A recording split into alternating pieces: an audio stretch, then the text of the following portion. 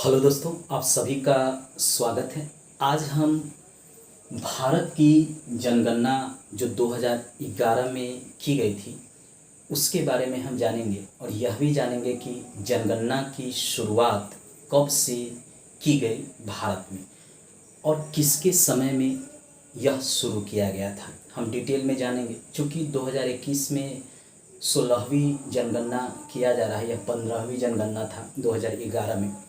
और जनगणना से हमेशा प्रश्न जो है विभिन्न एग्ज़ाम में पूछे जाते हैं, इसलिए जनगणना से जो भी प्रश्न पूछे जाए मेरे वीडियो को देखने के बाद आप उसको आसानी से हल कर सकते। चलिए, भारत की जनगणना 2011 यह जानने से पहले हम पिछली जनगणना की शुरुआत के बारे में हम जानते हैं। अंग्रेज़ों के समय में ही जनगणना की शुरुआत हो गई थी। पहले तो लॉर्ड मेयो के समय में 1872 में लॉर्ड मेयो के समय में जनगणना की शुरुआत कर दी गई थी। अब मेयो ने ऐसा क्यों किया कि जनगणना शुरू करने का क्या कारण था मेयो के द्वारा? तो देखिए, भारत में तेज़ी से जनसंख्या बढ़ रहा था और ब्रिटिश काल में कितनी भारत की जनसंख्या है, उसके लिए कितनी अन्न की आवश्यकता है, अन्न सामग्रियों की आवश्यकता है, इसके लिए ज़रूरी था अंग्रेज़ों के लिए यह जानना कि भारत की जनसंख्या क्या है। दूसरा कारण था कि अंग्रेज ये समझ गए थे कि भारत में अगर उनको रहना है तो कुछ जनसंख्या, कुछ जो जाति है उनसे उनका रिश्ता जो है अच्छा रहना चाहिए। क्योंकि फूट डालो और शासन करो की नीति उन्होंने अपनाया था, तो मुस्लिम और हिंदू में पहले उन्होंने फूट डाला। 1909 में पृथक निर्वाचन मुसलमानों को दिया गया। उसके बाद उन्होंने एससी, अनुसूचित जनजाति, अनुसूचित जाति को अपने तरफ आकर्षित करने के लिए, आपको याद है कि उस समय सम्मेलन किया गया था जिसमें द्वितीय सम्मेलन में गांधी जी भाग भी लिए थे और सांप्रदायिक मामला के कारण इसका उन्होंने विरोध किया था। और 3 सम्मेलन अंग्रेज़ों के द्वारा किया गया था जिसमें विभिन्न धर्म जाति के लोग शामिल हुए थे। तो अंग्रेज चाहते थे कि जनगणना कराकर यह जाने कि किस जाति की जनसंख्या अधिक है और हमें किस धर्म और जाति के साथ अच्छा रिलेशन रखना है। 2 कारण थे, इसीलिए मेयो साहब ने 1872 में सबसे पहले जनगणना की शुरुआत की थी। अब याद कर सकते हैं इसको, एक ट्रिक इसके लिए अपना सकते हैं कि ब्रिटिश को माया आ गया भारत के लोगों पर, इसीलिए जनगणना की शुरुआत 1872 में की। ये आपको याद करने के लिए ज़रूरी ट्रिक है, क्योंकि आप ये जान लीजिए कि बिना ट्रिक के आधार पे जनगणना में इतने फैक्ट हैं जिसको याद नहीं रखा जा सकता है। प्रश्न हमेशा पूछता है कि जनगणना की शुरुआत कब की गई थी, तो 1872 में लॉर्ड मेयो के समय जनगणना की शुरुआत कर दी गई थी। अब हुआ कि अंग्रेज़ों को इससे लाभ हुआ, तो उन्होंने सोचा कि नियमित जनगणना कराते हैं। तो 10 साल पर नियमित जनगणना कराने की शुरुआत ब्रिटिश काल में की गई और यह कराया गया था 1881 में लॉर्ड रिपन के द्वारा, और यह था नियमित जनगणना। याद रखिए, नियमित जनगणना।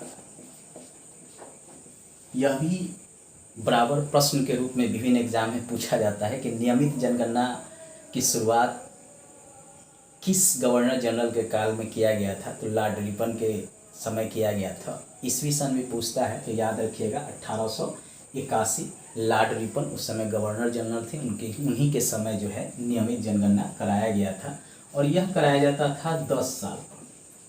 याद रखिएगा 10 साल पे ये नियमित जनगणना कराया जाता था।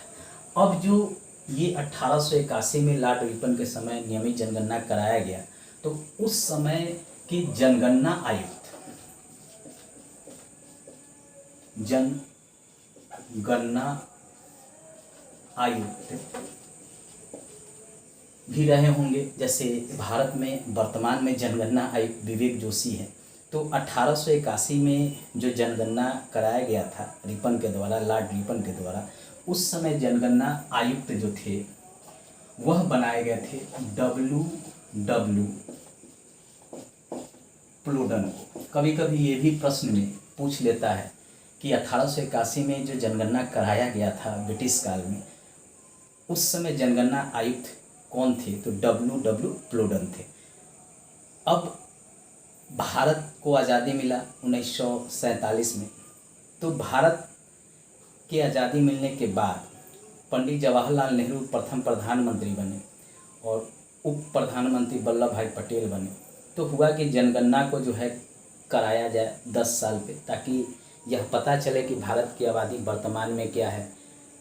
तो इसके लिए जो भी आवश्यक सामग्री होगा उसको सरकार जो है उसकी आपूर्ति करेगा।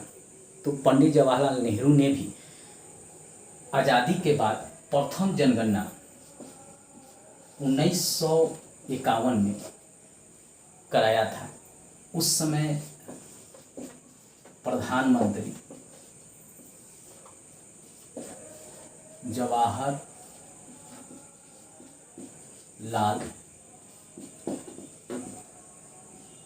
नेहरू थे। उस समय प्रधानमंत्री जवाहरलाल नेहरू थे और इन्हीं के समय जनगणना कराया गया था। और इस समय जनगणना आयुक्त बनाया गया R.A. गोपाला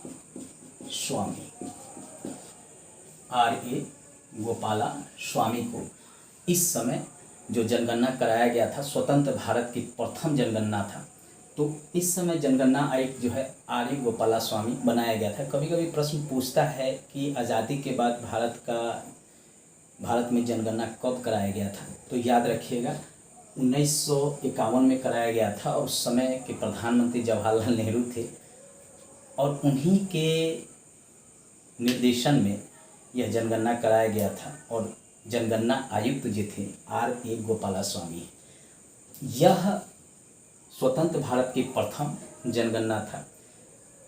भारत की जनगणना 2011 जो है 15वीं जनगणना था। अभी वर्तमान में 16वीं जनगणना 2021 में कराया जा रहा है और 16वीं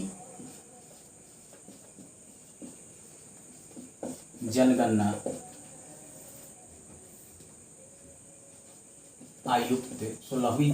आयुक्त बनाया गया है विवेक जोशी को।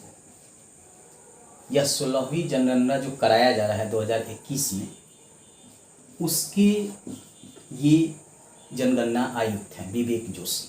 ठीक है, तो पहले तो हम भारत की जो जनगणना 2011 में कराया गया था उसके बारे में हम डिटेल में पढ़ेंगे। फिर 2021 में जो जनगणना कराया जाएगा वह क्यों कराया जाएगा, उसमें किस चीज़ की मांग हो रही है, इसको भी जानेंगे। हाँ, जाति आधारित जनगणना 2011 में ही किया गया, लेकिन इससे पहले ब्रिटिश काल में 1931 में जाति आधारित जनगणना जो है करा लिया गया था। 1931 में जाति आधारित जनगणना करा लिया गया था, क्योंकि अंग्रेज को यह जानना था कि भारत की जनसंख्या कितनी है और किस जाति की जनसंख्या भारत में अधिक है और उनको समर्थन लेना था। तो फूट डालो और शासन करो की नीति वह अपनाए थे।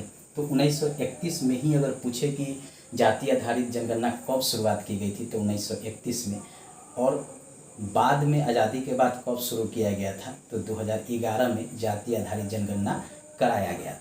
2011 की जनगणना जो है वह 15वीं जनगणना है। इसको भी याद रखिएगा कि 2011 की जनगणना जो है वह कौन सी जनगणना है, तो यह है 15वीं जनगणना। और स्वतंत्र भारत की अगर पूछे, स्वतंत्र भारत की, तो यह है 7वीं जनगणना। प्रश्न कभी कभी यह भी पूछ लेता है कि 2011 की जो जनगणना है वह कौन सी जनगणना है। तो याद रखिएगा, स्वतंत्र भारत की 7वीं, और ऐसे पूछे तो यह 15वीं जनगणना है। 2021 में 16वीं जनगणना की शुरुआत जो है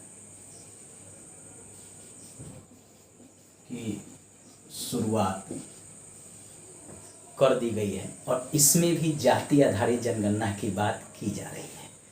अब इससे लाभ किसको होगा, तो यह याद रखिए कि आम जनता से ज़्यादा जो है राजनीति जो करते हैं उनको इससे लाभ होगा, क्योंकि उनको यह पता चल जाएगा कि भारत में किस जाति की जनसंख्या अधिक है, और वह उसके अनुसार जो है अपनी शासन की नीति अपनाएंगे।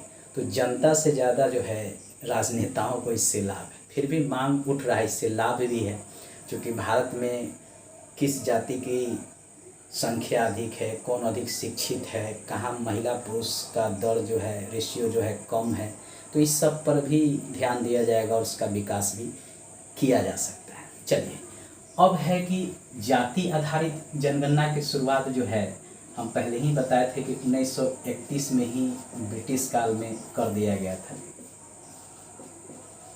काल में जाति आधारित जनगणना की शुरुआत हो गई थी। 2010 में मांग उठा और 2011 में शुरू किया गया जाति आधारित जनगणना। ठीक है, तो कभी कभी यह भी पूछ लेता है कि जाति आधारित जनगणना की शुरुआत आज़ादी के बाद कब किया गया था। तो 2010 में मांग हुआ, 2011 की जनगणना जो है जाति आधारित जनगणना इसमें किया गया था। अब ये प्रश्न पूछता है कि जो ये 2011 में जो जनगणना किया गया, इसका शुभंकर क्या था। तो शुभंकर जो था इसका, प्रगणक शिक्षिका को बनाया गया था, शिक्षक को नहीं, प्रगणक शिक्षिका को बनाया गया था। याद रखिएगा, शिक्षिका को, प्रगणक शिक्षिका को बनाया गया था। 2011 का जो प्रगणक शिक्षिका, यहाँ मैंने फिगर भी बना दिया है शिक्षिका का, तो शिक्षिका को बनाया गया था। और शुभंकर तो प्रगणक शिक्षिका थी, लेकिन इसका आदर्श वाक्य क्या था। तो इसका आदर्श वाक्य था, हमारी जनगणना हमारा भविष्य। ये इसका आदर्श वाक्य था। कभी कभी पूछ लेता है एग्जाम में कि आदर्श वाक्य क्या था भारत की जनगणना जो 2011 में कराया गया था उसका। तो याद रखिएगा, हमारी जनगणना हमारा भविष्य इसका आदर्श वाक्य था। और शुभंकर जो है प्रगणक शिक्षिका को बनाया गया था। इस समय राष्ट्रीय जनगणना रजिस्टर भी बनाया गया था, जिसको NPR कहते हैं, नेशनल पॉपुलेशन रजिस्टर। इस समय शुरुआत किया गया था। इसमें जो है लोगों के बारे में विवरण रखा गया था, जो 15 साल से ऊपर के हैं उनके बारे में इसमें जानकारी रखा गया था। राष्ट्रीय जनसंख्या रजिस्टर, कभी कभी पूछ लेता है कि NPR की शुरुआत कब की गई थी। राष्ट्रीय जनसंख्या रजिस्टर, इसको नेशनल पॉपुलेशन रजिस्टर, कभी कभी इसका फुल फॉर्म भी पूछ लेता है कि NPR का फुल फॉर्म क्या है। तो नेशनल पॉपुलेशन रजिस्टर, राष्ट्रीय जनसंख्या रजिस्टर, इसी जनगणना के दौरान तैयार किया गया था, जिसमें 15 साल के ऊपर के किसी भी व्यक्ति का विवरण रखा गया था, उसके बारे में जानकारी रखने की शुरुआत सरकार के द्वारा की गई थी। राष्ट्रीय जनसंख्या रजिस्टर जिसे एनपीआर कहते हैं, नेशनल पॉपुलेशन रजिस्टर, इसको तैयार किया गया 2011 के जनगणना के दौरान। और इसमें कहा गया कि 15 विवरण जो है 15 साल या उससे ऊपर के जितने भी हैं उनका दर्ज होगा, और यह बायोमेट्रिक आंकड़े इसमें एकत्रित होगा। आप देखे होंगे कि जब गए होंगे तो आपका जो है उंगली का देखे होंगे कि जो है उंगली का निशान लिया जाता है, आपके बारे में जो है पूछा जाता है कि आपका घर कहाँ है, आपका पता कहाँ है, आप का व्यवसाय क्या है, ये सब उसमें जानकारी जो है दर्ज होता है, ताकि सरकार को आपके बारे में अगर पता लगाना हो तो वह आसानी से पता लगा ले। अब ये हो गई भारत की जनगणना 2011 से संबंधित मुख्य बातें। एक समय अंग्रेज के समय भी आया था जिसको महान विभाजन वर्ष कहा जाता है। इससे भी प्रश्न पूछता है कि महान विभाजन वर्ष किसे माना जाता है। यह महान विभाजन का अर्थ है कि भारत का बंटवारा नहीं हो गया, बल्कि जनसंख्या के ग्रोथ रेट में गिरावट देखा गया था।